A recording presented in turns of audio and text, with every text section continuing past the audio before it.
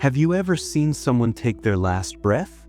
That still moment when the body becomes quiet, the eyes fix on something unseen, and the room suddenly feels cold and still.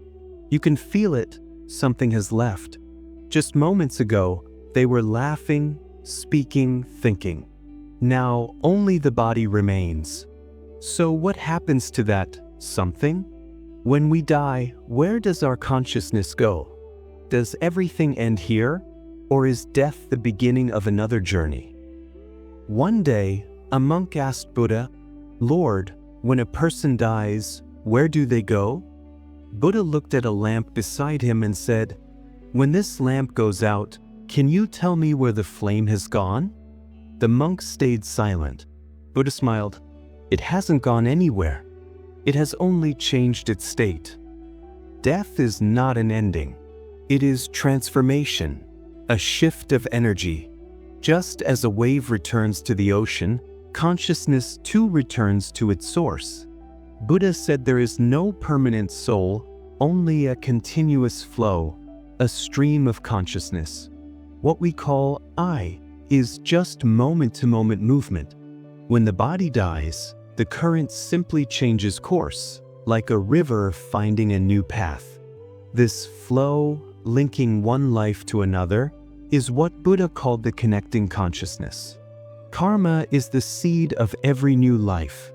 Each thought, word, and action plants a seed, not in the ground, but in the mind. When the body dies, those seeds remain and search for new ground to grow. No God decides your future, your own actions do. Compassion and truth lift consciousness higher. Greed and hatred pull it lower. That is why Buddha said, "The mind is everything. What you think, you become."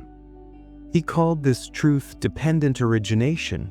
Everything arises from causes and conditions. From ignorance comes craving.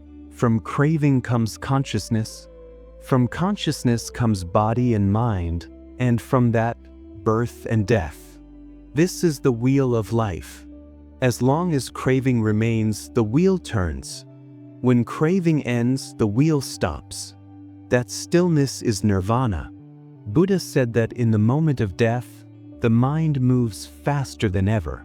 An entire life flashes before you, every thought, every emotion, every act. And the thought that dominates that final moment opens the next door of existence. That's why Buddha said, "Learn to die before you die."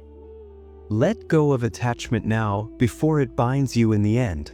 When Ananda once asked, "Lord, does the same person take rebirth?" Buddha replied, "Neither the same nor another."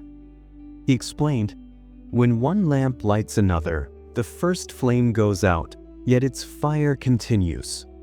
In the same way, consciousness flows from one life to another. There is no beginning and no end, only transformation." Buddha described 6 states of existence: the heavenly state of joy and light, the human state of growth and learning, the state of pride and conflict, the state of instinct and survival, the state of restless desire, and the state of pain and darkness. Which state you enter depends on your mind. No God sends you there, your own mind does. Ananda asked, "Can anyone escape this cycle?" Buddha said, "Yes. When ignorance fades, craving ends.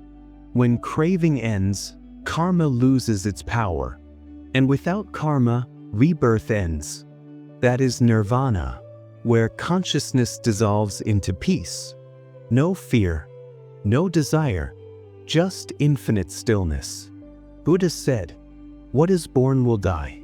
But the awareness that sees this truth is beyond birth and death. That awareness is not a soul, but pure presence, the silent witness. When you know it, death becomes nothing more than a change of form. You can't escape death, but you can awaken through it. When you live with awareness, seeing how everything is temporary, you have already overcome death. Then there is no fear, no clinging, no loss, only peace. Because death is not the end. It is the doorway to awakening.